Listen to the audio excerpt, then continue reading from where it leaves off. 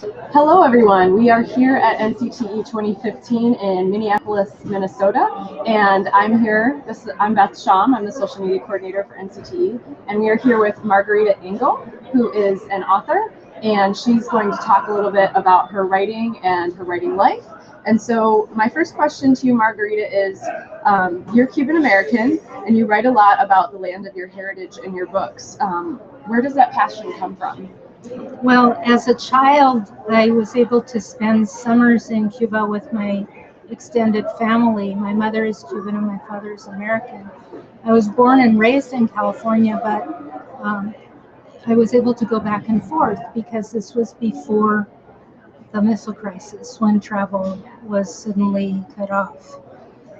During the years from the early 1960s until 1991, I wasn't able to visit the island that had meant so much to me as a child. So memory and imagination were the only ways that I could travel. And memory and imagination very naturally lead to writing, especially to writing poetry, because they contain emotions.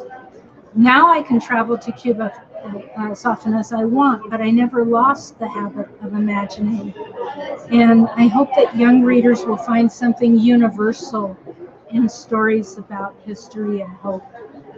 That's beautiful. I love your book, Enchanted Air. That's your memoir about your experience living or visiting Cuba as a child, and that book was just had such an impact on me. So, my next question is: NCTE is a sponsor of the National Day on Writing, which is in October, and often the theme of that day is why I write.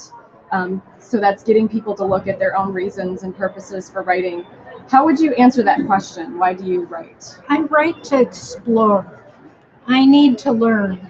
And I learn by exploring history, people, nature, and myself, my own thoughts and feelings. And I also write hoping to provide young people with missing topics that are overlooked in general, including Latino topics. And you talked a little bit about writing poetry, and so many of your books are poetry related. You know, you write in verse. So as a writer and lover of poetry, how do you make the case in the schools that you visit, for why this form of writing is necessary, when so many see it as superfluous because it's not part of the Common Core or other state standards that have been instituted?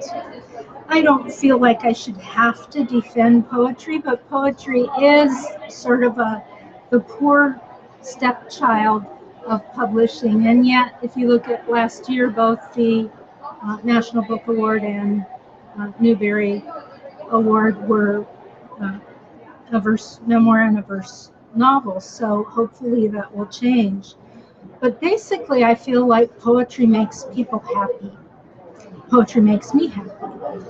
Poetry is so enjoyable. It's not scary. When teachers who grew up thinking it was scary because they had to memorize it in school, or they were forced to rhyme when rhyme wasn't natural and didn't fit the poem they were trying to write, when they give the new verse novels and verse memoirs a try, they always tell me that they're relieved to find out that it's not scary, it's not hard to understand. And then they pass that along to their students, because we do learn fear by example. If our teachers are afraid of poetry, we will be too.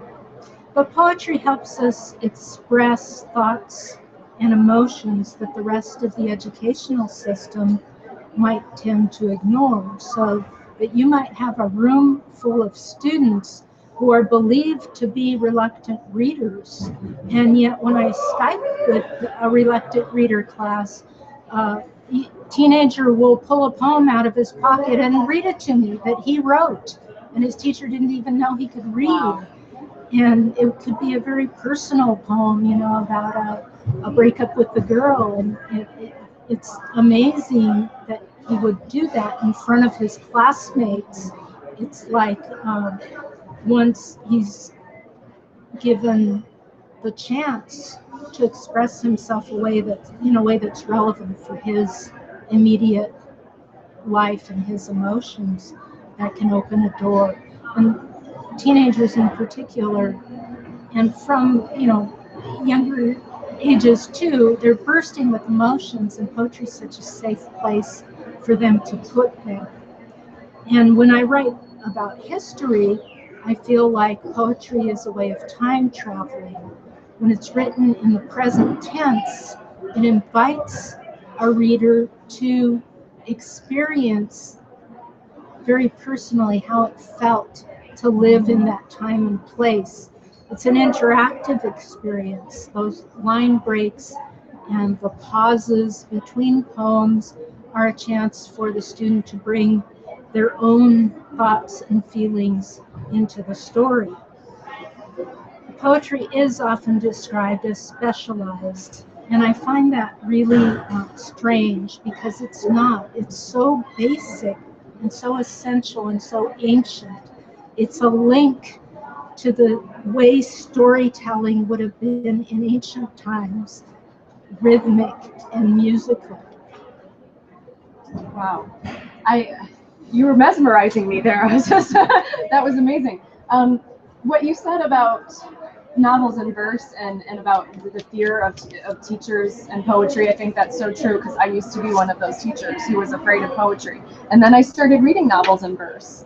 Love That Dog by Sharon Creech was like the first book that first novel in verse I read, and I was like, this isn't intimidating. This is actually, you're right. All of those things that you said are so important about how kids can express themselves through poetry in ways that they can't through prose. So. That's wonderful that you are open-minded and you can go around telling other people so they won't be afraid either. I do. I love poetry now. I hear that so often from teachers as well. And so the first thing I do is I give them novels in verse to try to break them of that fear. So thank you so much, Margarita, for being here. I appreciate it.